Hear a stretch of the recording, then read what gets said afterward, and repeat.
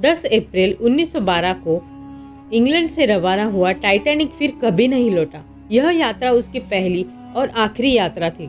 Titanic के डूबने से उस पर सवार 1500 से ज्यादा लोग मारे गए थे।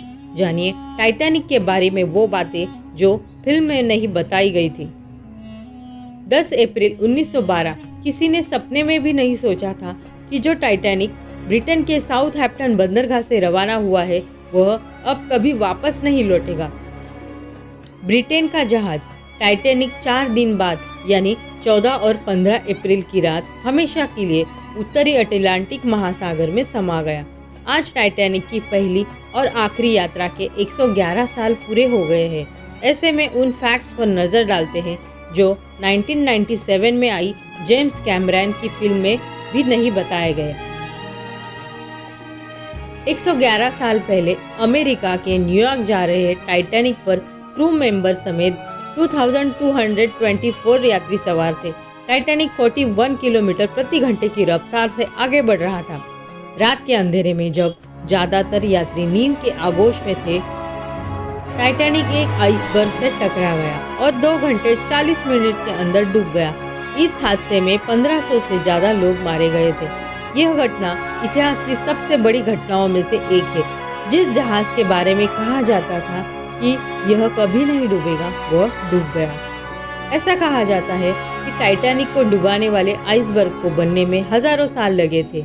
यह आइसबर्ग दक्षिण पश्चिम ग्रीनलैंड कासीमिट से अलग हुआ था। 1912 की शुरुआत में दक्षिण की ओर बढ़ने से पहले यह धीरे धीरे पिघलते हुए अटलांटिक महासागर में तैर रहा था। 14 अप्रैल के दिन टाइटैनिक को 6 अलग अलग आइसबर्ग के होने की वार्निंग मिली थी, लेकिन क्रू मेंबर्स ने सभी वार्निंग का जवाब सिर्फ धन्यवाद कहकर दिया, यानी इस आइसबर्ग को पूरी तरह से नज़रअंदाज कर दिया। बाद में जो हुआ वह सबके सामने है। टाइटैनिक जब इंग्लैंड से रवाना हुआ तो उस पर 13 कपल्स हनीमून मनाने के लिए सवार हुए। बड़ी बात यह है कि इन कपल्स में 47 साल के एक्टर जैकब एस्टर और उनकी 18 साल की दुल्हन मैडेलिन भी थी, जो प्रेग्नेंट थी। मैडेलिन लाइफ बोट पर सवार हो गई थी, लेकिन जैकब मारे गए थे। जिस टाइटैनिक के डूबने से 1500 से ज़्यादा लोग मारे गए, उसी टाइटैनिक के डूबने के बावजूद 3 कुत्ते बच गए। टाइटैनिक जिस वक्त डूब रहा था उस पर 12 कुत्ते सवार थे। बाद में 3 कुत्ते इसलिए बच गए क्योंकि वह अपने अमीर मालिकों के साथ लाइफ बोट पर सवार हो गए थे। टाइटैनिक को डूबने में सिर्फ 3 घंटे से भी कम का वक्त लगा। हालांकि कुछ देर के लिए ऐसा लग रहा था कि यह तैरता रहेगा। आइसबर्ग से टकराने के बाद इसके 2 टुकड़े हो गए थे, जो एक दूसरे से 800 मीटर की दूरी पर समुद्र में समा गए थे। अटलांटिक महासागर का पानी उस वक्त इतना ठंडा था कि पानी में कूदने वाले ज़्यादातर यात्री पूरी तरह जम गए थे। कुछ को मिनट में हार्ट अटैक आ गया था। कहा जाता है कि जो लोग पानी में कूदे उनमें से सिर्फ 13 लोगों को लाइफ स्पोर्ट्स बोट पर जगह मिल पाई।